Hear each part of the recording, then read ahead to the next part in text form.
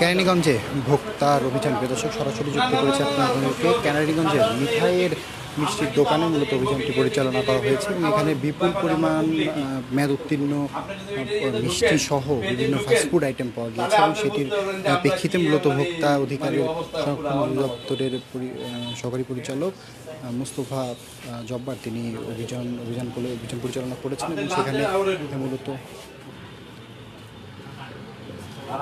আব্দুল জব্বার তিনি অভিযান পরিচালনা করেছেন এবং অভিযানে মূলত 30,000 টাকা জরিমানা করা হয়েছে এবং বিপুল পরিমাণ মেয়াদ উত্তীর্ণ মিষ্টি কিন্তু পাওয়া গিয়েছে এবং এখানে দেখাই যাচ্ছে যে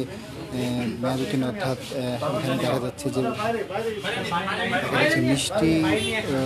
উদ্ধার করা হয়েছে এবং সেখানে মিষ্টি মূলত উৎপাদন হয়েছে 14ই সেপ্টেম্বর, যেটি মেয়াদ গতকাল শেষ হয়েছে। এখনও পর্যন্ত দোকানের যে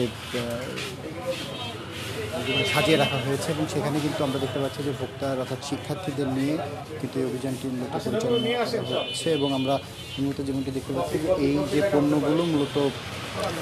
মূলত জব্দ করা হয়েছে এবং সেইগুলোকে এই মুহূর্তে ভোক্তা সংরক্ষণ অধিদপ্তরের যারা রয়েছেন তাদের নিয়ে কিন্তু এগুলোকে এখন নষ্ট করা হবে এমনটি কিন্তু দেখা যাচ্ছে। এবং আমরা এই মধ্যে দেখতে পাচ্ছি যে ভোক্তা সংরক্ষণ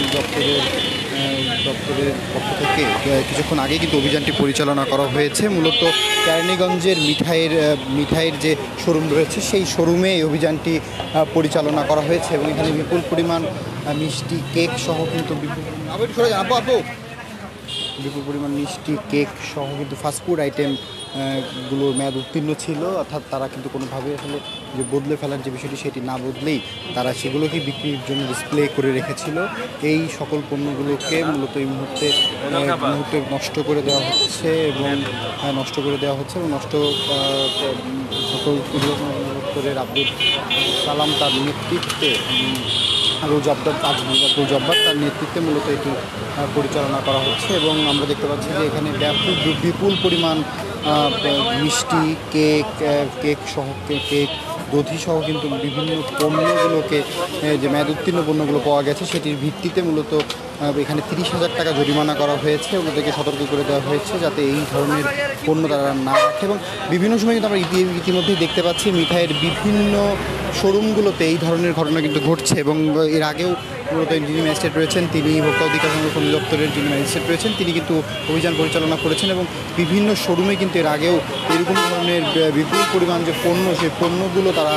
জব্দ করেছেন এবং জব্দ করে জরিমানার আওতায় এনেছেন এবং আজকেও কিন্তু সেই ধারাবাহিকতার অংশ হিসেবে মিঠাই বেকারি অ্যান্ড সুইটসে অভিযান পরিচালনা করছেন, অর্থাৎ প্রাণ আরএফএলের একটি প্রতিষ্ঠান মিঠাই এবং সেই প্রতিষ্ঠানে এরকম ধরনের একটি পণ্য এবং সেই বিষয়টি নিয়ে কিন্তু নিজেও ম্যাজিস্ট্রেট